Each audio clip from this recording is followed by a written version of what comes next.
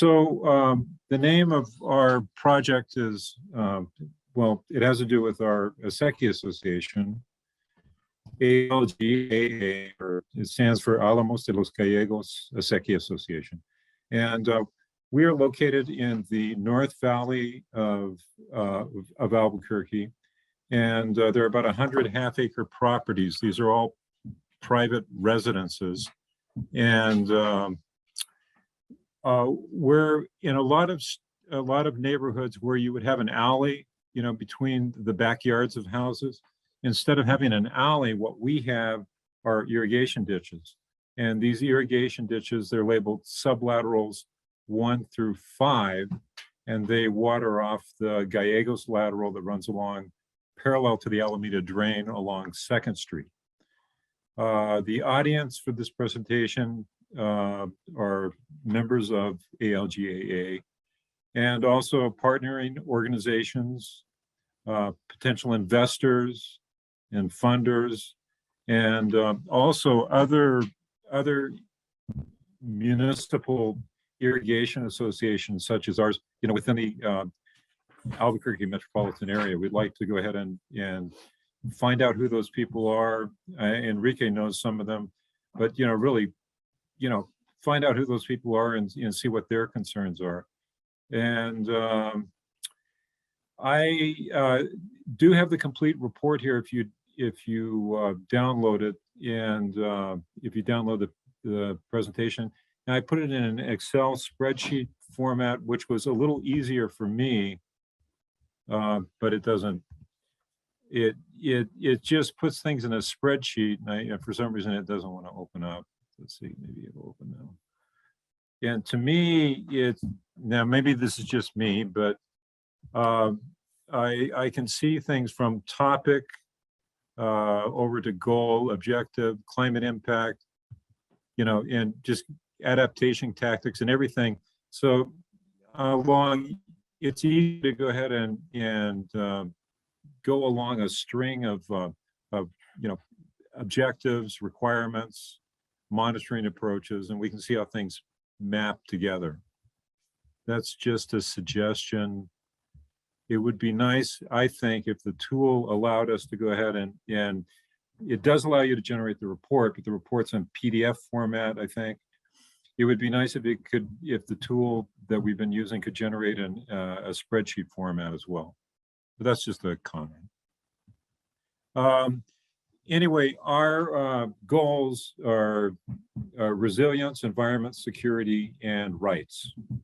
So in terms of resilience, we want to keep our irrigation system viable through the 21st century. It's been viable since the 1920s when it was originally constructed. Another very important goal is environment. We want to make sure that, and I'm having a little trouble with let me get this view off here so I can see better.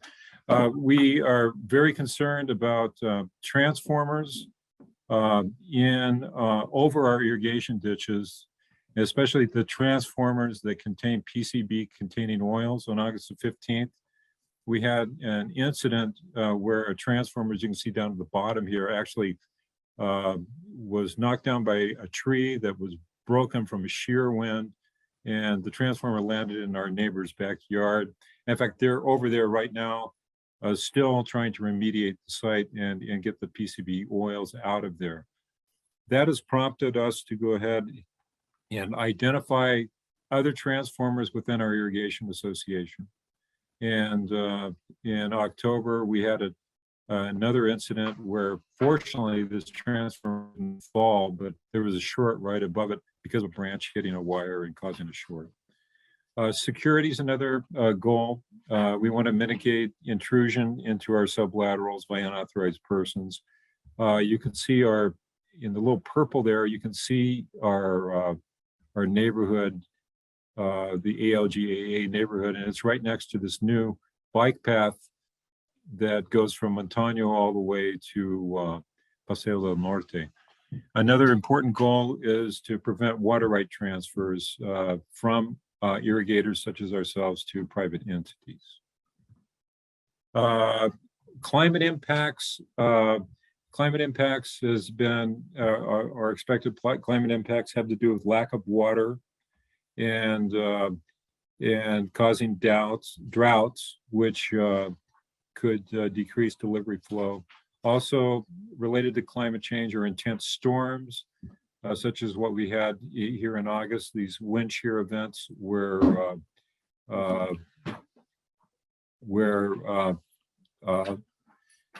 trees fall down and knock over transformers. And also these intense storms cause pooling of water in adjacent oil contaminated commercial neighborhoods. As you can see right here, here's a giant pool of water at an apartment complex, and here's our ditch, and you can see the water leaking in, from there. And we've had to go through and plug it up and talk to the city. Here are some adaptation actions that we are taking. We're improving the sublaterals to accommodate new larger turnouts that MRGCD has provided us, which increases flow. And then we are looking into environmental regulations regarding PCB containing transformers.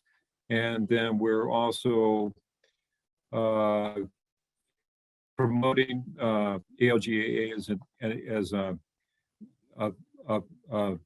entity that's worthy of public funding. I think the key thing to all these adaptation actions that I've got here, and this is just a partial list, are people. We're trying to work with people, and even some people that disagree with us and have, cause problems, complaints and stuff. Sometimes those are the very people that actually guide us in the right direction towards finding, solutions to, for example, like this PCB problem. So I think it's very important to work with an open mind with people from different political persuasions or whatever, and get them to realize that we, regardless of our personal differences, we have common goals. The outcome is to go ahead and increase participation by homeowners in ALGA from 60% to 90%, and also to possibly expand the southern border of ALGA to include an adjacent street, which is outside of our neighborhood association. They have quarter-acre lots, and we want to go ahead and do that. That's an overall goal. We have different ways of monitoring that, monitoring water flow, monitoring the number of PCB transformers that are still here, monitoring the oil content in one of our sublaterals that's adjacent to commercial properties, monitoring logged complaints about unauthorized people sleeping or doing other things in our ditches.